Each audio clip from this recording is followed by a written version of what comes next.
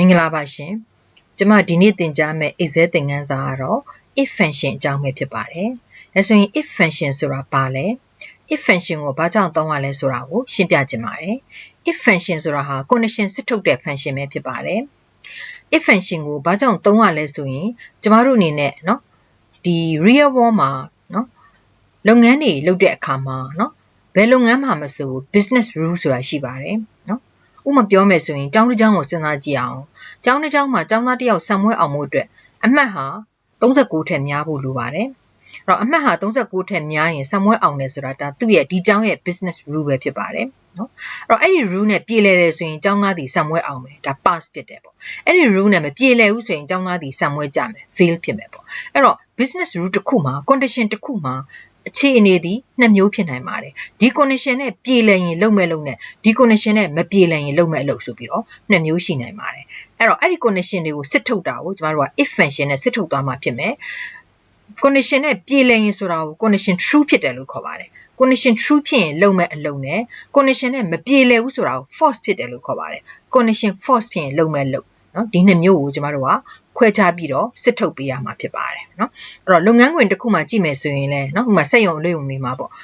အလုပ်သမားတစ်ယောက်ဟာအလုပ်ချိန်8နာရီထိလုပ်တယ်ဆိုရင်ပုံမှန်လစာရမယ်အလုပ်ချိန်8နာရီထက်ကျော်ပြီးတော့လုပ်မယ်ဆိုရင် bonus ရမယ်ဒါဆိုရင်အလုပ်ချိန်8နာရီထက်ကျော်ရင်ဆိုတာဒီလုပ်ငန်းခွင်ရဲ့ business rule ပဲဖြစ်ပါတယ်အဲ့ဒီ business rule နဲ့ပြေလည်တယ်ဆိုရင်ဒီလုပ်သမားဟာ bonus ရမယ်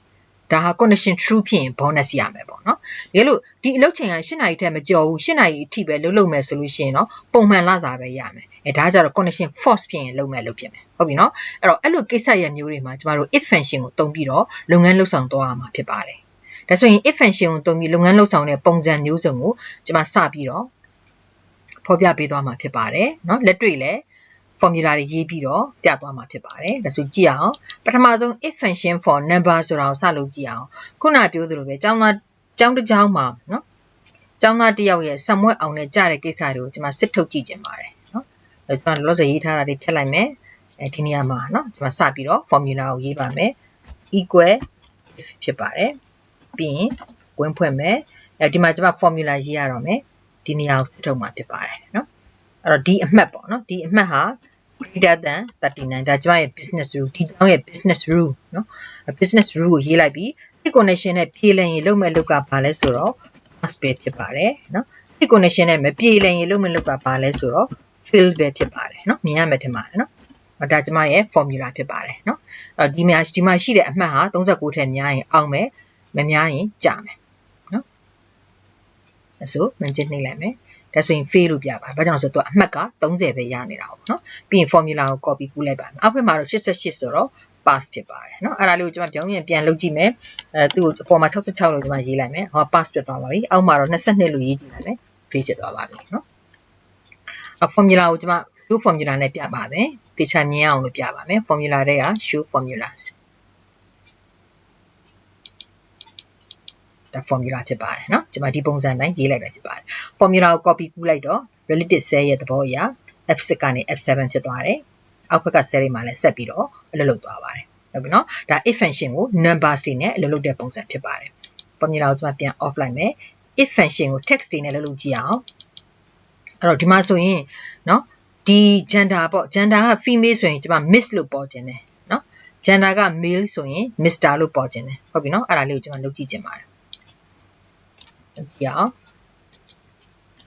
initial အောက်မှာ click ချက်နှိပ်ထားမယ် equal if နဲ့စပါမယ်ဒီနေရာမှာ click နှိပ်မယ် equal နော်အဲ့တော့ကျွန်တော်တို့ text ဆိုလို့ရှိရင်တပည့်ကုတ်ထဲမှာရေးရပါမယ် female လို့ရေးပါမယ် female လို့ရေးမယ် female ဖြစ်တယ်ဆိုရင်ဒီမှာရေးရမှာက miss လို့ရေးရမှာဖြစ်ပါတယ်တကယ်လို့ female မဟုတ်ခဲ့ဘူးဆိုရင်တော့ Mr လို့ရေးရမှာဖြစ်ပါတယ်နော်အဲ့တော့ condition ပြေလည်ရင်လုံးမဲ့အလုပ်က miss ဖြစ်ပါတယ် condition မပြေလည်ရင်လုံးမဲ့အလုပ်က Mr ဖြစ်ပါတယ်နော်ရမယ်နော်အဲ့တော့ text ဆိုတော့ကျမတို့ double quote ထဲမှာထည့်ရေးပါတယ်ဟောဒါဆို miss လို့ပြနေပါပြီ formula ကိုကျမ copy ကူးလိုက်ပါတယ် Mr ဖြစ်သွားပါပြီအဲ့တော့ပြင်ပြင်ရေးကြည့်အောင်ကျမဒီမှာ male လို့ရေးကြည့်မယ် Mr ဖြစ်သွားပါပြီအောက်မှာ female လို့ရေးကြည့်မယ် miss ဖြစ်သွားပါပြီဟုတ်ပြီနော်အဲ့တော့စာသားတွေနဲ့ပတ်သက်ပြီးတော့စစ်တဲ့အခါမှာကျမတို့ဒီ စာသားကိုတပည့်ကုတ်ထဲမှာထည့်ရေးရပါတယ်ကဏ္ဍနဲ့စစ်တုံးကကြတော့ကျမတို့ကဏ္ဍကဓာတ်ရိုက်ရေးယူမှာပဲတပည့်ကုတ်ထည့်စရာမလိုပါဘူးဒါစာသားနဲ့ကဏ္ဍကွာတဲ့အချက်ပဲဖြစ်ပါတယ်ကျမ formula ကိုသိချပြပါမယ်ဟောဒါ formula ဖြစ်ပါတယ်နော်ဒီပုံစံတိုင်းရေးသွားတာဖြစ်ပါတယ် formula ကိုပြန် off လိုက်မယ်ကျမဆက်ပြီးတော့ if function ကိုနော် blank cell တွေကိုဘယ်လိုစစ်လဲဆိုတာကိုလုပ်ကြည့်ကြင်ပါတယ်အဲ့တော့ဒီကျမရေးထားတဲ့စာထဲမှာ blank နေပါလို့ရှိရင်ကျသူ့ကို warning ပေးခြင်းတယ် fill in the blank ထားတာကိုမကြိုက်ဘူးเนาะ blank ဖြစ်တာနဲ့လာပြီးတော့ဒီ message ပေးစီခြင်းတယ်ပေါ့เนาะ warning message ပေးစီခြင်းတယ်ဒါဆိုရင်ကျမဒီနေရာမှာ blank ဖြစ်လားမဖြစ်လားဆိုတာကိုဘာနဲ့စစ်မလဲဆိုတော့ is blank ဆိုတဲ့ function နဲ့စစ်မှာဖြစ်ပါတယ် is blank ဆိုတဲ့ function က true ဖြစ်တယ်ဆိုလို့ရှိရင် fill in the blank ဆိုပြီးတော့ရေးမှာဖြစ်တယ် is blank ဆိုတဲ့ function က false ဖြစ်တယ်ဆိုရင်တော့ okay လို့ပြောမှာဖြစ်တယ်เนาะအဲ့တော့အဲ့ဒါလေးကိုကျမ is blank ဆိုတဲ့ function လေးနဲ့တွဲပြီးတော့ if ကိုသုံးပြသွားမှာဖြစ်ပါတယ်အဲ့ဒါစစစ်ကြည့်အောင် equal if ပုံဖွင့်လိုက်မယ်သုံးပြမဲ့ function က is blank ဖြစ်ပါတယ်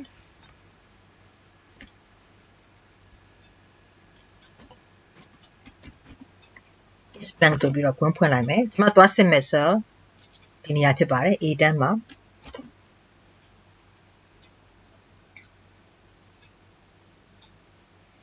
is blank A10 ဖြစ်တယ်ဆိုရင်เนาะ condition true ဖြစ်တယ်ဆိုရင် okay လို့ပြောမှာဖြစ်ပါတယ် condition false ဖြစ်တယ်ဆိုရင်เนาะ sorry condition true ဖြစ်မယ် is blank ဖြစ်မယ်ဆိုရင် fill in the blank လို့ပြောမှာဖြစ်ပါတယ်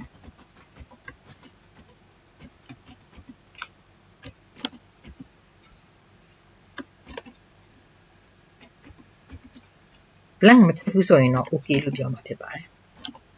ဟုတ်ပြီเนาะအဲ့တော့ဒီမှာကျမ blank ဆိုတဲ့ function လေးကိုတွဲသုံးထားတယ်ဆိုတာတွေ့ရမယ် if နဲ့ is blank ကိုတွဲသုံးပါတယ်အဲ့တော့ဒီ is blank condition true ဖြစ်တယ် blank ဖြစ်တယ်ဆိုရင် fill in the blank ဆိုတဲ့ warning message ကိုပေးမယ် blank မဖြစ်ဘူးဆိုရင် okay လို့ပြောမယ်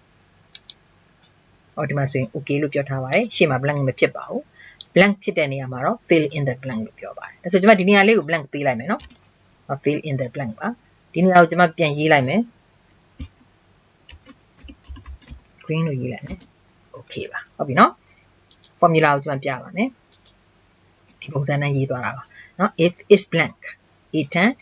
ဒီ condition နဲ့ပြည်လဲရင် fill in the blank မပြည်လဲဘူးဆိုရင် okay เนาะအောက်ဘက်မှာလည်း formula ကို copy ကူးပြီးတော့လုပ်ငန်းလုပ်သွားပါတယ်เนาะအဲ့တော့ဒါက function တစ်ခုနဲ့တွဲသုံးလိုက်တာဖြစ်ပါတယ်ကျွန်မဆက်ပြီးတော့ date နဲ့အလုပ်လုပ်ပြပါမယ်เนาะ date တွေနဲ့လုပ်လို့ပြပါမယ်ဟိုဒီမှာဆိုရင် order မှာထားတဲ့ date ကအောက်တိုဘာ10ရက်ဖြစ်ပါတယ်ဒါကကြတော့လက်ရှိရောက်နေတဲ့ date တွေပေါ့နော်အဲ့တော့ဒီမှာကျွန်မလုပ်ငန်းလုပ်ဆောင်ပေးရမှာဖြစ်ပါတယ်အဲ့တော့ date တွေကိုကျွန်မနှိုင်းယှဉ်ရမှာဖြစ်တယ် date တွေကိုနှိုင်းယှဉ်တဲ့အခါမှာ date value ဆိုတဲ့ function ကိုတွဲသုံးသွားမှာဖြစ်ပါတယ်အဲ့တော့ဒီဟာလက်ရှိရောက်နေတဲ့ date ဟာ order မှာတဲ့ date ထက်ငယ်တယ်ဆိုရင် order မပို့ရသေးဘူးပေါ့ not yet လို့လာပြပေးရမယ်เนาะ delivery status မှာ not yet လို့လာပြပေးရမယ် order ပို့တဲ့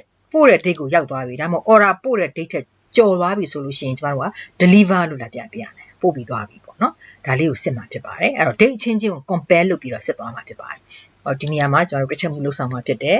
equal if နဲ့စမယ်နော်ပြီးရင်မစစ်ချင်တာဒီ date ပါနော်ဒီကိုရေးတဲ့အခါမှာ month ကိုရှေ့ရရေးပါတယ် month day year နဲ့ရေးပါတယ်ဒီ date ကလေးဒီ date ဟာနော် order မှာတဲ့ date ထက်ငယ်တယ်ဆိုရင် order မှာတဲ့ date ထက်ဆိုတော့အဲ့ order မှာတဲ့ date ကိုကျမတို့က date value ဆိုတာနဲ့ပြောရပါတယ်နော် date value ဆိုပြီးတော့ date တန်ဖိုးတောင်းလို့လုပ်ရပါတယ် date value သိမ်းပေးရတယ်ပေါ့နော် date value ဆိုပြီးတော့ကျွန်တော်ကွင်းဖွင့်လိုက်မယ်အဲ့ထက်မှာနော် order date ကိုတွားပြီးတော့ရေးရမှာဖြစ်ပါတယ်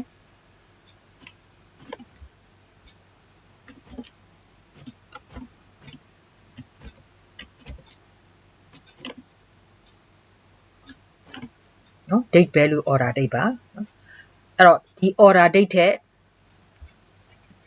ငယ်ခဲ့မယ်ဆိုရင်ပေါ့နော်ငယ်ခဲ့မယ်ဆိုရင်ကျမတို့ကအဲ့ဒီမှာဒါ not yet ပေါ့နော်အဲ့ဆိုအဲ့ date ကိုမရောက်သေးဘူး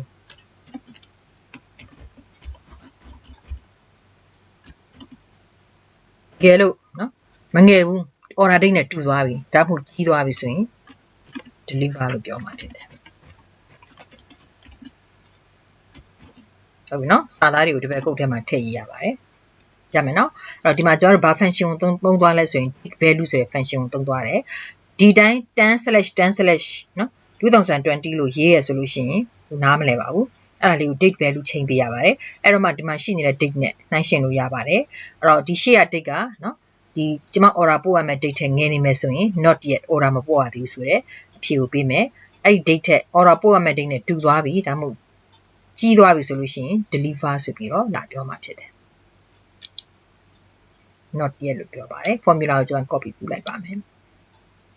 ဒီမှာဆိုရင် October 14ဆိုတော့ deliver လို့လာပြောတယ် October 10မှာလည်း deliver လို့လာပြောတယ်ကျွန်တော်ဒါလေးကိုလည်းကျွန်တော်ပြင်ကြည့်မယ်နော်အခု not yet ဖြစ်နေတယ်နော်အဲ့တော့နှစ်10အဲ့ဒါ deliver လို့လာပြပါတယ်နော် deliver ကို not yet လုပ်ကြည့်မယ်နော်ဒီမှာဆိုရင်06ပေါ့ not yet လို့လာပြောပြပါတယ်အဲ့ဒီပုံစံတိုင်း date တွေကိုနှိုင်းယှဉ်လို့ရပါတယ်ကျွန်မ show formula နဲ့ပြပါမယ်ကြည့်ပါ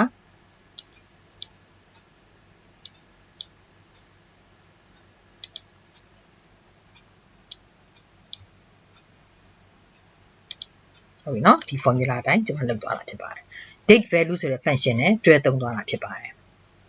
တော့ဒီနေရာမှာ date တွေကိုဘယ်လို compare လုပ်လဲဆိုရယ်နော် knowledge ကိုပါရရှိစေပါတယ်နော် okay ဒါဆိုရင်ကျမတို့ဆက်ပြီးတော့ဘာဆက်လုပ်မလဲဆိုရင် nested if ဆိုတာလေးကိုလုပ်ကြည့်အောင်နော် nested if function ဆိုတာဘာလဲဆိုရင် if function ထဲမှာနောက်ထပ်ပြီးတော့တခြား if function တစ်ခုကိုရစ်ပတ်ပြီးတော့ရေးတာမျိုးဖြစ်ပါတယ် if function ထဲမှာထပ်ပြီးတော့ if နဲ့ထပ်စစ်တာဖြစ်ပါတယ်เนาะအဲ့တော့ကျမတို့စီမှာစစ်ရမယ့် condition တွေအများများလာတယ်เนาะ value တစ်ခုပေါ်မှာပဲเนาะဒီ value တစ်ခုကိုပဲအခြေအနေအမျိုးမျိုးနဲ့စစ်မယ်เนาะဥပမာပြကျောင်းသားတယောက်ရဲ့အမှတ်ကိုပဲเนาะကျောင်းသားတယောက်ရဲ့အမှတ်မှာ40ထက်ငယ်တယ်ဆိုလို့ရှိရင်သူဒီ fail ဖြစ်မယ်50ထက်ငယ်တယ်ဆိုလို့ရှိရင်သူ့ရဲ့အဆင့်ဟာ D ဖြစ်မယ်เนาะ90ထက်ငယ်တယ်ဆိုရင် C ဖြစ်မယ်80ထက်ငယ်တယ်ဆိုရင် B ဖြစ်မယ်80ထက်ကြီးသွားပြီဆို A ဖြစ်မယ်ဒါဆိုရင်ဒီ value တစ်ခုပေါ်မှာပဲကျွန်တော်တို့ကအခြေအနေမျိုးစုံနဲ့စစ်ရတာဖြစ်နေပြီเนาะဒါဆိုရင်ဒီလိုကိစ္စမျိုးမှာ nested if ကိုသုံးပြီးတော့စစ်ရမှာဖြစ်ပါတယ်အကြောင်းမရဲ့ grade ကိုစစ်မှာဖြစ်တယ်เนาะအဲ့တော့ခုန if ပုံစံတိုင်းမှာပဲရှင်နောက်မှာ condition ရေးမယ်ဒီ condition နဲ့ပြေလည်ရင်လုံးမဲ့လို့ရှိမယ်မပြေလည်ရင်လုံးမဲ့လို့ရှိမယ်အဲ့တော့ပြေလည်ရင်လုံးမဲ့လို့ကိုရေးမယ်မပြေလည်ရင်ဘာဖြစ်မလဲဆက်ပြီးတော့စစ်မယ်ဒါဆိုရင်အဲ့မှာထပ်ပြီးတော့ if တွေကိုထပ်ပြီးရေးသွားမယ်ဟုတ်ပြီနော်အဲ့ဒါလေးကိုကျွန်တော်တို့စပြီးတော့လုပ်ကြည့်အောင်ကျွန်တော်ဒီမှာအဖြေတွေကိုအရင်ဆုံးဖြတ်လိုက်ပါမယ်โอเคဒီနေရာမှာနော်ကျွန်မရဲ့ business rule မှတ်မိတယ်နော်ပထမဆုံး40အမှတ်40ကနေစပြီးတော့စဉ်းစားမှာဖြစ်ပါတယ် equal if အဲ့တော့အမှတ်ကဒီနေရာမှာနော်အဲ့တော့ကျွန်မအမှတ်40ကိုစပြီးစဉ်းစားမယ်အမှတ်40ထက်နည်းရင် less than 40အမှတ်40ထက်နည်းရင်သူ့ကို grade F ပေးပါမယ်နော်40ထက်မနည်းရင်40ထက်မနည်းရင်ကျွန်မမှာစစ်စရာတွေထပ်ရှိသေးတယ်အဲ့တော့ကိုထပ်ဖွင့်ပါမယ်ဖွင့်လိုက်မယ်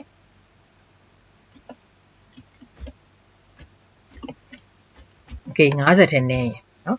50ထက်နည်းရင်ကြတော့သူ့ကို B လို့ပေးပါမယ်မနည်းရင်ရော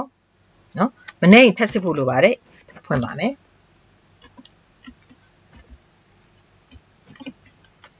90ထက်နည်းရင်နော်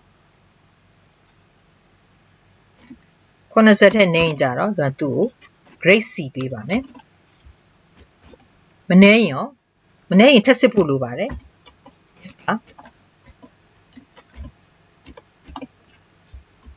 80ထက်နည်းရင်နော်80ထက်နည်းရင်ကြတော့ grade ကို B လို့ပေးပါမယ်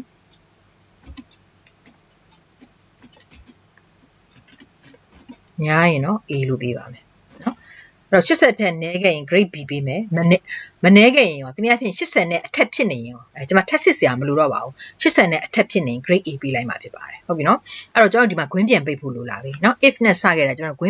gwin ငယ်ဖွင့်ထားတာဘယ်နှ gwin ရှိလဲ1 2 3 4 gwin ရှိတယ်နော်အဲ့တော့ကျွန်တော်ပြန်ပိတ်ရင်လည်း4 gwin ပြန်ပိတ်ဖို့လိုပါတယ်နော်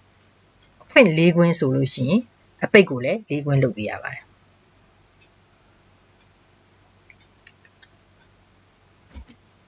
ဒါဆို grade A လို့ပြပါတယ်80တဲ့များလို့ပါခဏလေးလို့ချင်း formula ကို copy ကူးလိုက်ပါမယ်သူကသာဆို grade တွေကိုသတ်မှတ်ပေးသွားပါတယ်ဒါဆိုမှန်ရလားကြည့်အောင်ဒါ80ထက်နည်းတာ grade C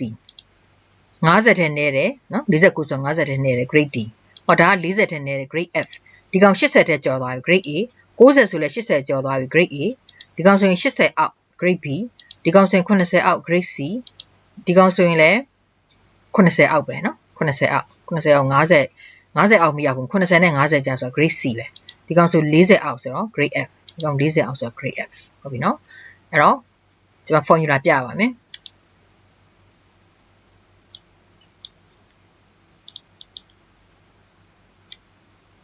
ဒီ formula နဲ့တွက်သွားတာဖြစ်ပါတယ်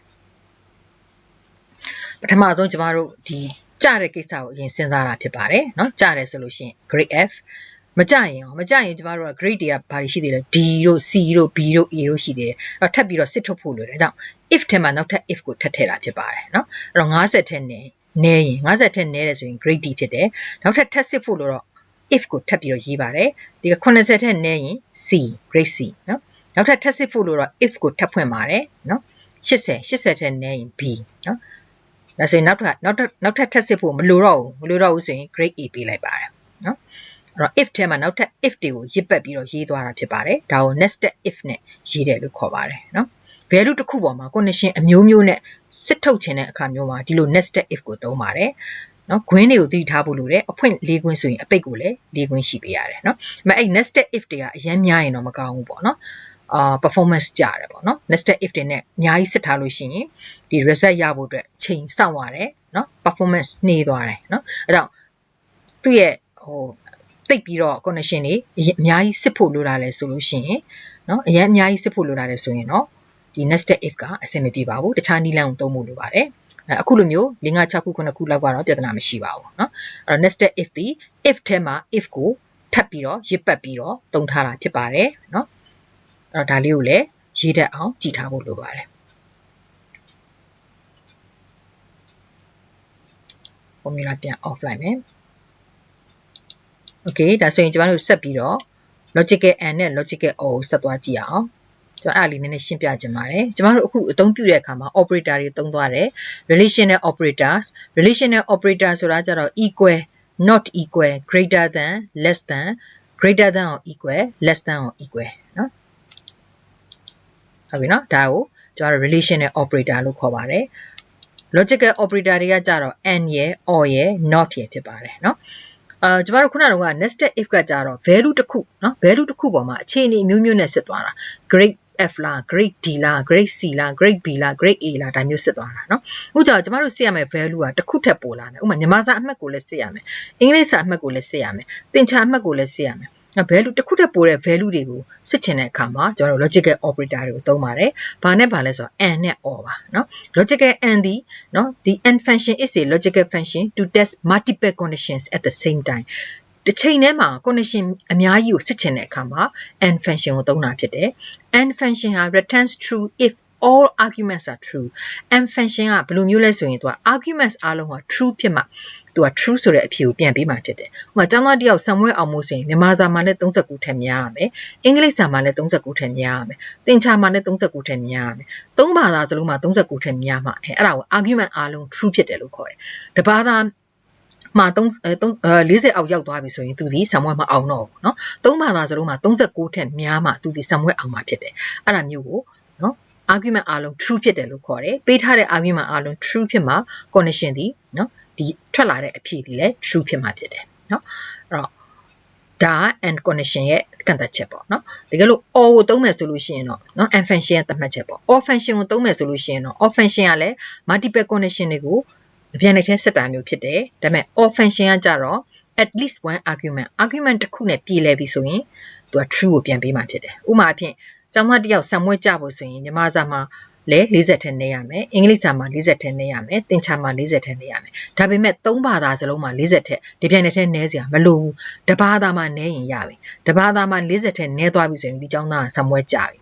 အဲ့လိုကိစ္စမျိုးဆိုရင် or function ကိုအသုံးပြုရတာဖြစ်ပါတယ်အဲ့တော့ and function နဲ့ or function ရဲ့ကွာခြားချက်ကအဲ့ဒါပါပဲ and function ဒီ argument အားလုံးเนาะ true ဖြစ်မှ သူက true ကိုပြန်ပေးတာဖြစ်တယ်နော် condition အားလုံးပြေလည်မှသူဒီ true ကိုပြန်ပေးမှာဖြစ်တယ် or function ကကြတော့ condition အားလုံးနဲ့ပြေလည်စရာမလိုဘူးအနည်းဆုံးတစ်ခုနဲ့ပြေလည်တာနဲ့နော် result ကိုပြန်ပေးမှာဖြစ်တယ်ဟုတ်ပြီနော်ဒါ and နဲ့ or ရဲ့ကွာခြားချက်ဖြစ်တယ်သူတို့နှစ်ခုရဲ့တူတဲ့အချက်ကကြတော့ multiple condition ကိုတပြိုင်တည်းထည့်စစ်တာမျိုးဖြစ်တယ်နောက်တစ်ခုကကြတော့ not function ကကြတော့ logical value တွေကို reverse လုပ်ပြီးတော့ပြောတာเนาะဟိုအပြင်ကျွန်မ true ဆိုရင်သူက false ကိုပြန်ပေးတယ် false ဆိုရင် true ကိုပြန်ပေးတယ်เนาะအဲ့ဒါတော့နောက်မှလုပ်ကြည့်တာပေါ့လောလောဆယ်မှာတော့ကျွန်မ and နဲ့ or ကိုအရင်ဆုံးလုပ်ကြည့်ပါမယ်เนาะဆို and နဲ့ or လုပ်ကြည့်ဖို့အတွက်ရှေ့ကိုပြန်သွားရအောင်အဲ့တော့ဒီမှာကျွန်မတို့ကျောင်းသားတွေရဲ့အမှတ်ကို score 1 score 2ဆိုပြီးတော့ပြထားပါတယ်เนาะ Richard ရဲ့ Peter ရဲ့ Mary ရဲ့ Victor ရဲ့เนาะသူတို့၄ယောက်ဆံမွဲအောင်လားကြာလားဆိုတာကိုကျမတို့စစ်ကြည့်အောင်ပထမတုန်းကလုပ်ခဲ့တာကပထမဆုံးကျမတို့လုပ်ခဲ့တာကိုမှတ်မိမယ်ထင်ပါတယ်အမှတ်လို့ပဲရေးထားတာเนาะ mark လို့ပဲရေးထားပြီးတော့လုပ်ခဲ့တာအခုကျတော့ဘာသာနှစ်ဘာသာဖြစ်သွားပြီ score 1 ရဲ့ score 2 ရဲ့ဟုတ်ပြီเนาะအဲ့ score 1 ရော score 2 ရောနှစ်ခုစလုံးကိုကျမတို့စစ်မှာဖြစ်မယ်အဲ့ဒီနှစ်ခုစလုံးအောင်မှဆံမွဲအောင်မှာဖြစ်တယ်เนาะအဲ့ဒါလေးကိုကျမ unlogical နဲ့စပြီးတော့စစ်ကြည့်ချင်ပါတယ်အဲ့တော့ဒီအမှန်နေရာမှာကလစ်နှိပ်ထားမယ်ပြီးရင် equal if ဆိုပြီးတော့ရေးပါမယ် function လေးကကြတော့ and function ကိုသုံးပါမယ်ပြီးရင်ကွင်းဖွင့်လိုက်မယ်ပြီးရင်ဒီအမှတ်ပေါ့နော်ဒီအမှတ်ဟာ greater than 39 39ထည့်များရပါမယ်ပြီးရင်ဒုတိယအမှတ်ကလည်းအဲ့လိုပဲ greater than 39 39ထည့်များရပါမယ်ဒါဆိုရင်အဲ့နှစ်ခုစလုံးပြေးလေတဲ့ဆိုရင်လုံးမဲ့လောက်ကပါလဲဆိုတော့ pass ဖြစ်ပါတယ်မပြေးလဲရင်လုံးမဲ့လောက်ကပါလဲဆိုတော့မပြေလည်ရင်လုံးမဲ့လောက်ကပါလဲဆိုတော့ fail ဖြစ်ပါတယ်ဟုတ်ပြီနော်အဲ့ဒီပုံစံနဲ့ရေးပါတာဖြစ်တယ်ခွင်းလေးပြန်ပေးလိုက်မယ်နော်အဲ့တော့ function ကို function နဲ့တွဲပြီးတော့သုံးလိုက်တာဖြစ်ပါတယ်နော်ဒါဆိုရင်ကျွန်တော်အမှန်ချစ်ကလေးနှိပ်လိုက်မယ်ဟောဒါဆိုဒီမှာ fail လို့ပြပါပြီဒီဘာသာပဲအောင်တာကိုကျန်တဲ့ဘာသာမအောင်ဘူးနော် fail လို့ပြတယ် formula ကို copy ကူးလိုက်ပြီးဒီခလဲက Peter နဲ့ Mary နဲ့အောင်ပါတယ်နော် Richard နဲ့ Victor နဲ့ကြာနေပါတယ် okay ဒါဆိုရင်ကျွန်တော်တို့အောင်ပြင်ကြည့်အောင်နော်23ကိုကျွန်တော်66လို့ပြင်လိုက်မယ်ဟောအောင်သွားပါပြီเนาะပီတာကိုကျွန်မကြကြည့်အောင်30လို့ပြင်လိုက်မယ်ချသွားပါပြီเนาะသူ့ကိုလည်းပြင်ကြည့်အောင်23လို့ပြင်လိုက်မယ်ချသွားပါပြီသူ့အောင်ကြည့်မယ်28ပြင်လိုက်မယ်အောင်သွားပါပြီဟုတ်ပြီเนาะအဲ့တော့ဒါဟာကျွန်တော်တို့ဒီ logical and ကိုသုံးလိုက်တာဖြစ်ပါတယ် and function ကိုသုံးလိုက်တာဖြစ်ပါတယ် formula ကိုကျွန်တော်ပြပါမယ် formula ဒီတိုင်းသွားပါတယ်เนาะ if နဲ့ and နဲ့ကိုတွဲသုံးသွားတာဖြစ်ပါတယ်เนาะ okay ဒါဆိုရင် or function ကိုသုံးကြည့်အောင်or function ကိုသုံးကြည့်မယ်နော် or function ကကြတော့ condition အားလုံးပြေလည်စရာမလိုဘူးအနည်းဆုံးတစ်ခုပြေလည်ရင်ရတယ်ဥပမာဖြင့်ဒီနှစ်ဘာသာထဲမှာတစ်ဘာသာကြာရင်သူကကြာမှာပဲနော်ဘယ်လိုရေးလဲကြည့်အောင် equal if or လို့ရေးပါမယ်ဝင်ဖွင့်မယ်ဒီဘာသာမှာနော် less than 40နော်40ထက်ငယ်မယ်ဒါမှမဟုတ်လေဒီဘာသာမှာ less than 40 40ထက်ငယ်မယ်နော်အဲ့တော့တဘာသာမဟုတ်တဘာသာမှာ40ထက်ငယ်မယ်ဆိုရင်ဘာဖြစ်ပြီလဲဒါပြီဟုတ်ဘူးဆိုရင်တော့ဘာဖြစ်မလဲအောင်မယ် sorry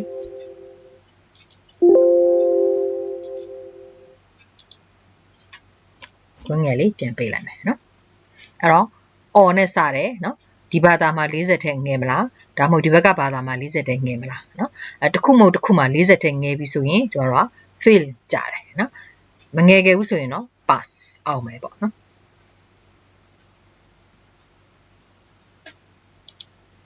fail လို့ပြပါတယ်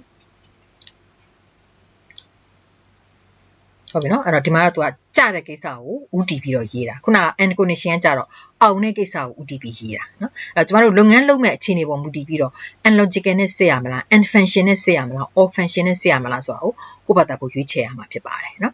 ဟိုဒီမှာဆိုရင်ကျမ formula လေးကိုပြပါမယ်ဒီပုံစံနဲ့သွားတာဖြစ်ပါတယ်เนาะ or နဲ့ဆက်သွားတာပါ if function နဲ့ or function နဲ့ကိုတွဲချိတ်ပြီးတော့သုံးသွားတာဖြစ်ပါတယ်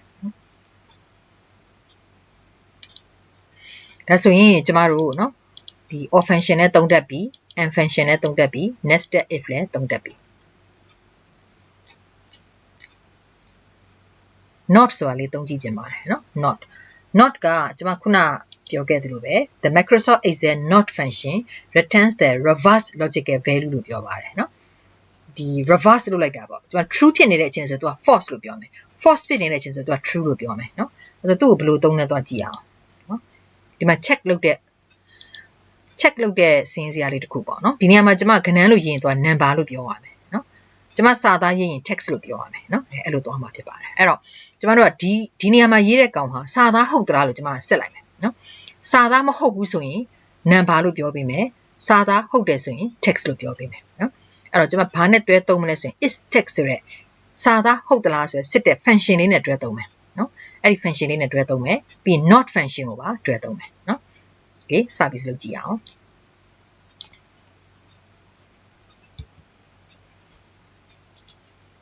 equal if ကွန်းဖွင့်မယ် not ကွန်းဖွင့်မယ်နော် not function ကိုကျွန်မစသုံးမယ်နော်ပြီးရင် is text ဆိုတဲ့ function ရှိတယ် text ဆိုတဲ့ function ကဒီနေရာမှာကျွန်တော်ဒါကိုစစ်မှာဖြစ်ပါတယ်ဒီ value ကိုစစ်မှာဖြစ်တယ်နော်အဲ့တော့ b42 ဆိုတော့ b42 မှာရှိတဲ့ကောင်ဟာစာသားဟုတ်သလားလို့စစ်လိုက်တာစာသားဟုတ်သလားဆိုတာကိုရှေ့က not ထည့်လိုက်တော့စာသားမဟုတ်ဘူးပေါ့ဟုတ်ပြီနော်စာသားမဟုတ်ဘူးအဲ့တော့စာသားမဟုတ်ဘူးဆိုရင်စာသားမဟုတ်ဘူးဆိုရင်သွားပါလေခဏန်းဖြစ်ပါတယ်နော်အဲ့သူ့ကို number လို့ပြောလိုက်တယ်နော်စာသားဟုတ်တယ်ဆိုရင်နော် text လို့ပြောပေးနော်ဒီပုံစံသွားတာဖြစ်ပါတယ်အဲ့တော့ဒီမှာ not function ရဲ့သဘောတည်ကျွန်မအခုဒီမှာ text နဲ့စစ်လိုက်တယ် is text စီစာသားဟုတ်သလားလို့ပြောတာအဲ့မဲ့သူ့ကို reverse လုပ်လိုက်မယ် reverse လုပ်ဖို့ရှေ့ကဘာနဲ့ထည့်လိုက်လဲ not နဲ့ထည့်လိုက်တယ်စာသားမဟုတ်ဘူးရမယ်နော်ဒီနေရာလေးကိုဖန်ထားတာဖြစ်ပါတယ်စာသားမဟုတ်ဘူးစာသားမဟုတ်ရင်ဒါပါလေကဏ္ဍပေါ့နော်ဒီ condition နဲ့ပြည်လိုက်ရင် number နော်ကဏ္ဍစာသားဟုတ်ခဲ့တယ်ဆိုရင်တော့ text နော်ဒါမျိုးသွားတာဖြစ်ပါတယ်အခုဆို number လို့ပြပေးပါတယ် formula ကို copy ကူးလိုက်ပြီ text နေရာမှာ text လို့ပြပါတယ်အဲ့တော့ text နေရာမှာကျွန်မ number ပြောင်းကြည့်မယ်နော်89လို့ကျွန်တော်ရေးလိုက်မယ်ဟို number ဖြစ်သွားပါ100နေရာမှာကျွန်မ ee ဆိုပြီးရေးလိုက်မယ်ဟို text တက်သွားပါပြီနော်200နေရာမှာစုဆိုပြီးရေးလိုက်မယ် text တက်သွားပါပြီနော်အေးနေရာမှာကျွန်မ900လို့ရေးလိုက်မယ် number ဖြစ်သွားပါပြီနော်အဲ့ပုံစံမျိုးရေးသွားတာဖြစ်ပါတယ် formula ကိုကြည့်အောင်ကျွန်မဒီတိုင်းရေးသွားတာဖြစ်ပါတယ်နော် if not နော် is text ဆိုတဲ့ function ကိုသုံးသွားတယ်အဲ့ဒီ function ကို not နဲ့ထပ်စစ်တယ်နော်အဲ့တော့ပြောင်းပြန်ယူလိုက်တယ်နော်အဲ့တော့စာသားမဟုတ်ဘူးဆိုတော့ number လို့ပြောတယ်စာသားဟုတ်တယ်ဆိုရင်တော့ text လို့ပြောမယ်ဟုတ်ပြီနော်ဒီပုံစံမျိုးလည်းရေးလို့ရတယ်ဆိုတာကိုသိထားပေးရပါမယ်အဲ့တော့ကျမတို့ဒီ and logical ရော or logical ရော not ကိုသုံးသပ်သွားပြီပေါ့နော်အဲ့တော့နောက်တစ်ခုလုပ်ကြည့်အောင်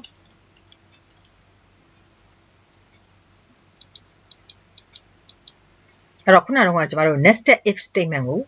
သိပြီးခဲ့ပြီပေါ့နော် if ထဲမှာ if တွေကိုရစ်ပတ်ပြီးရေးသွားတာเนาะအဲ့တော့အဲ့ nested if statement နဲ့ logical and နဲ့ကိုတွဲသုံးတဲ့ပုံစံလေးဖြစ်ပါတယ်ဒီမှာဆိုရင်သူကဘယ်လိုပြောထားလဲဆိုတော့အသက်2နှစ်ထိဟာเนาะဒီ baby stage ပေါ့เนาะအသက်2နှစ်ထိဟာ baby stage ဖြစ်မယ်เนาะအသက်3နှစ်ကနေ16နှစ်ထိဆိုလို့ရှိရင် children နေဖြစ်မယ်เนาะအသက်18နှစ်ကနေပြီးတော့30ဆိုလို့ရှိရင် young adult တွေဖြစ်မယ်31ကနေ45ဆိုရင် middle age adult တွေဖြစ်မယ်45အထက်ဆိုရင် adult ဖြစ်မယ်เนาะအဲ့တော့ဒီမှာ range နဲ့သွားထားတယ်ပေါ့เนาะအဲ့ range နဲ့သွားထားတယ်ဆိုတော့ဒီ range ကိုစစ်တဲ့အခါမှာကျွန်တော်တို့ကဘာနဲ့စစ်ရမလဲဆိုရင် analogical နဲ့စစ်ရမယ်เนาะဘာလို့ဆိုတော့3နှစ်နဲ့16နှစ်ကြာဆိုတော့3နှစ်ထက်ကြီးပြီး16နှစ်ထက်ငယ်တပြိုင်နက်တည်းဖြစ်ရမယ်เนาะဒီမှာဆိုတော့18နှစ်နဲ့30ကြာဆိုရင်18နှစ်ထက်ကြီးပြီးတော့30ထက်ငယ်ဒါမျိုးကိစ္စတွေကြတော့ analogical နဲ့စစ်ပြီးမှအဆင်ပြေမှာဖြစ်တယ် if လဲသုံးမယ် analogical လဲသုံးမယ်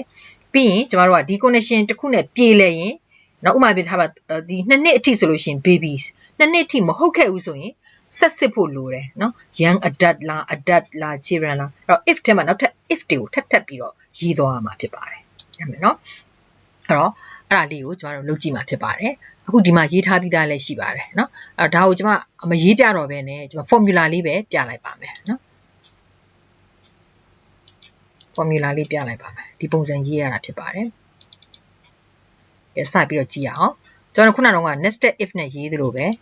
sorry เนาะပထမဆုံးကျမတို့က baby ဆိုတာကိုစပြီးတော့စစ်ပါမယ်အဲ့တော့ if နဲ့စမယ်03ညနဲ့2နဲ့ကြားဆိုတာကိုကျမတို့က and logical နဲ့เนาะ and function နဲ့စစ်ရမှာဖြစ်ပါတယ် if and g28 ဟာ greater than or equal 0 g28 less than or equal 2ဒါ and function နဲ့စစ်လိုက်တာပါဖြစ်တယ်ဆိုရင် babies เนาะ babies ဖြစ်တယ် မဖြစ်ဘူးဆိုရင်ရောမဖြစ်ဘူးဆိုရင်ထပ်စစ်ဖို့လိုတယ်နောက်ထပ် if တစ်ခုကိုထပ်ရေးပါတယ်ဒီမှာကျတော့3နှစ်နဲ့16နှစ်ကြာနော်3နှစ်နဲ့16နှစ်ကြာကိုဒီလိုစစ်ပါတယ်နဲ့နော်အဲ့တော့3နှစ်နဲ့16နှစ်ကြာဆိုရင်ကျမတို့ children ဖြစ်တယ်မဖြစ်ဘူးဆိုရင်ရောမဖြစ်ဘူးဆိုရင်ထပ်စစ်ဖို့လိုပါသေးတယ်နော်18နှစ်နဲ့30ကြာနော်ဘာနဲ့စစ်လဲ and နဲ့ပဲစစ်ပါတယ် sorry 19နှစ်နဲ့30ကြာဆိုလို့ရှိရင်လည်း and နဲ့ပဲစစ်သွားပါတယ်ဒါဆိုရင်တော့သူကပါလဲ young adult ပါနော် young adult ပြီးရင်28နဲ့31ကြာနော်28နဲ့31ကြာဆိုလို့ရှိရင်တော့ဘာဖြစ်သွားရလဲဆို middle age adult sorry ပါဒီအောက်ကိုကြည့်အောင်နော်28နဲ့31လေ19နဲ့30ကြာဆိုရင် young adult နော်31နဲ့45ဆိုရင် middle age adult နော်31နဲ့45ဆိုရင် middle age adult ဖြစ်မယ်နောက်ဆုံး45အထက်ဆိုရင်တော့ adult ဖြစ်သွားမယ်နော်အဲ့တော့ if ထဲမှာနောက်ထပ် if တွေကိုထပ်ပြီးရေးထားတယ်ပြီးရင် and function နဲ့ပါတွဲချိတ်ပြီးတော့သုံးထားတယ်ထုံးစံတိုင်းပဲဝင်းအဖွင့်ဘယ်လောက်ရှိလဲကြည့်မယ်ဝင်းအဖွင့်4ခုဆိုရင်ဝင်းအပိတ်4ခုရှိရမယ်ဝင်းအဖွင့်5ခုဆိုရင်ဝင်းအပိတ်5ခုရှိရမယ်ဒီမှာတော့အလုံးပေါင်း4ခုရှိပါတယ်နော်ဝင်းအပိတ်4ခုရှိပါတယ်နော်အဲ့တော့ if function နဲ့ and function ကိုတွဲချိတ်ပြီးသုံးထားတယ်ဆိုတာကိုတွေ့ရပါမယ်ကျွန်တော်ဒါလေးကိုစစ်ကြည့်မယ်စမ်းကြည့်အောင်နော်45နေရာမှာကျွန်မ20လို့ပြောင်းပြီးတော့ရေးကြည့်မယ် young adult ပဲဖြစ်သွားပြီ23နေရာမှာ3နှစ်လို့ရေးကြည့်မယ်ဟော children ဖြစ်သွားပြီနော်ဒီနေရာမှာ1နှစ်လို့ရေးကြည့်မယ် baby ဒီနေရာမှာကျွန်မ12နှစ်လို့ရေးကြည့်မယ် children နော်12နှစ်မရေးဘဲနဲ့25လို့ရေးကြည့်အောင် young adult နော်ဒီမှာ33လို့ရေးကြည့်မယ် middle age adult နော်babies လို့ရယ် baby ဆို2နှစ်လို့ရေးကြည့်မယ် babies နော်အဲ့တော့ဒီမှာရေးထည့်လိုက်တဲ့အသက်ပေါ်မူတည်ပြီးတော့ age group ကိုခွဲပေးသွားတာဖြစ်ပါတယ်နော်အဲ့တော့ဒီမှာကျမဒီ n ကိုဘာကြောင့်တွဲသုံးရလဲဆိုရင်ဒီ age range ပါနေလို့ပါနော် age range ပါတော့ကြောင့်မလို့ n နဲ့တွဲပြီးတော့သုံးပေးရတာဖြစ်ပါတယ်ရေးတဲ့အခါမှာနည်းနည်းလေးတော့ရေးရတာများတယ်နော် if ထဲမှာ if တွေထပ်ပြီးရေးသွားတယ်စစ်တဲ့နေရာမှာ range ပါတော့ကြောင့်မလို့ and function နဲ့ပါတွဲချိတ်ပြီးတော့သုံးသွားတယ်ပေါ့နော်ဒါဆိုရင်တော့ကျမတို့ဒီ if function ကိုတော်တော်လေးသုံးတတ်မယ်လို့ထင်ပါတယ်နော် if function နဲ့ပတ်သက်ပြီးရင်ကျမတို့ text တွေကိုလည်းစစ်တတ်တယ်နော် numbers တွေကိုလည်းစစ်တတ်တယ် blank cell တွေကိုလည်းစစ်တတ်မယ်နော် and logical နော် and function or function နဲ့အတွဲချိတ်ပြီးတော့လည်းသုံးတတ်မယ် if function ထဲမှာနောက်ထပ် if function ကိုရစ်ပတ်ပြီးတော့ရေးရတဲ့ nested if ပုံစံကိုလည်းသုံးတတ်မယ်နော်နောက် not ကိုလည်းသုံးတတ်မယ်နော်နောက်တစ်ခါကျမတို့ဒီ if function နဲ့နော် logical and နဲ့တွဲပြီးတော့ nested if ပုံစံရေးတဲ့ပုံစံမျိုးလည်းသုံးတတ်မယ်ပေါ့နော်ကိုယ့်ရဲ့လုပ်ငန်းချိန်တွေပေါ်မူတည်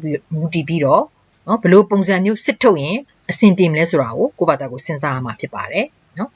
လေ့ကျင့်ရင်နဲ့ဒါတွေကကျွမ်းကျင်သွားမှာဖြစ်ပါတယ်ပထမမှာတော့ကိုရှုပ်တယ်လို့ထင်ရပေမဲ့ရင်းနဲ့ရလာမှာဖြစ်ပါတယ်နော်practice make perfect ပေါ့နော်အဲ့တော့ဒီ if function ဒီအမြဲတမ်းအရေးကြီးတဲ့ function ဖြစ်ပါတယ်ဒါကြောင့်ရအောင်လေ့ကျင့်ထားဖို့လိုပါတယ်နော်အားလုံးနားလည်လိမ့်မယ်လို့ထင်ပါတယ်အားလုံးကျေးဇူးတင်ပါတယ်ရှင်